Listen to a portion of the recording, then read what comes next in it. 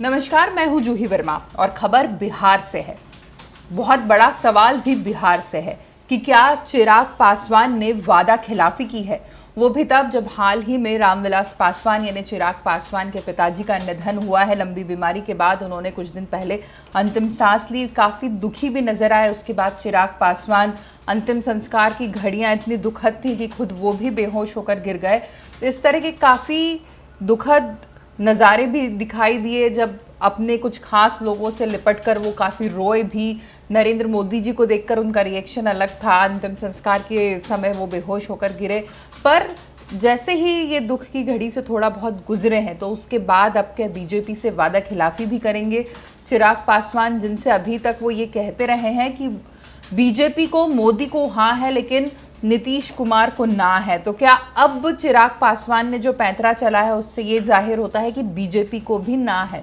याद करिए, कुछ दिन पहले एक बैठक हुई थी, मैराथन बैठक थी। ये उन दलों की बैठक थी जो बिहार में एनडीए के घटक दल हैं। इसमें लोजपा भी शामिल थी, जदयू भी शामिल थी, बीजेपी भी शामिल थी और जो छोटी छोटी आंचलिक पार्टियां मिली हैं वहां पर वो भी इसमें शामिल थी। ये फॉर्मूला तैयार होना था कि किस तरीके से सीटों का बंटवारा होगा बिहार में।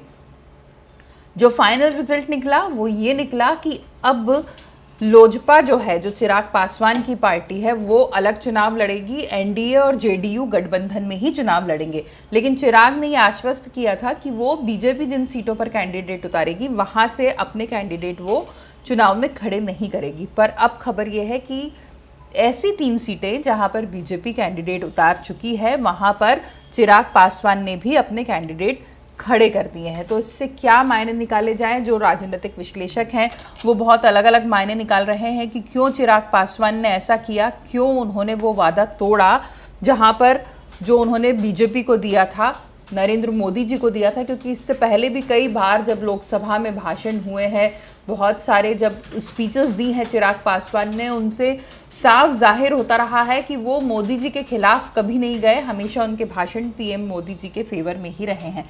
फिर क्या वजह रही कि इन 3 सीटों पर चिराग पासवान ने अपने प्रत्याशी उतारे हैं। ये 3 सीटें हैं राघोपुर, भागलपुर और इसके अलावा है एक सीट जहां पर रोसड़ा, जहां पर चिराग पासवान ने टिकट दिए हैं बीजेपी के खिलाफ। पर इसे वादा खिलाफी इसलिए नहीं कहा जा सकता, जो राजनीतिक विश्लेषकों का आकलन है उसके मुताबिक ये वादा खिलाफी इसलिए नहीं है क्योंकि चिराग पासवान ने एक वादा और किया था बीजेपी से, और वो वादा ये था कि वो बीजेपी के सामने अगर अपने कैंडिडेट्स उतारेगी तो वो भी ऐसे प्रत्याशी होंगे जो जीत में खलल नहीं पहुंचाएंगे बीजेपी की।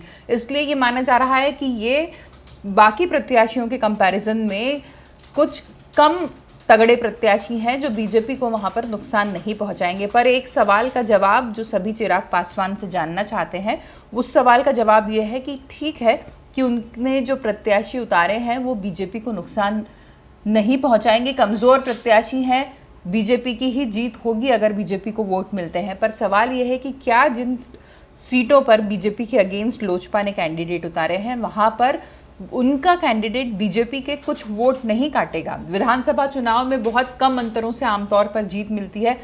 कई बार जीत का फासला 400-500 वोट और कई बार तो 3 या 4 वोट भी रहा है, चाहे हम किसी भी स्टेट की बात करें। और बिहार में तो ऐसे एग्जाम्पल्स ढेरों पड़े हैं जब बमुश्किल 400 वोटों के अंतर से किसी भी बाहुबली प्रत्याशी, दागी प्रत्याशी और बड़े बड़े प्रत्याशियों ने बमुश्किल जीत दर्ज की है या कई बार हार का सामना भी किया है। ऐसे में अगर बीजेपी के सामने चिराग पासवान ने वादा करने के बावजूद भले ही हल्के प्रत्याशी उतारे हों, पर क्या उसका खामियाजा बीजेपी को किसी हद तक भुगतना नहीं पड़ेगा और हो सकता है इसका फायदा महागठबंधन या कांग्रेस या राजद के किसी प्रत्याशी को हो जाए। इस आशंका से भी इनकार नहीं किया जा सकता। नमस्कार।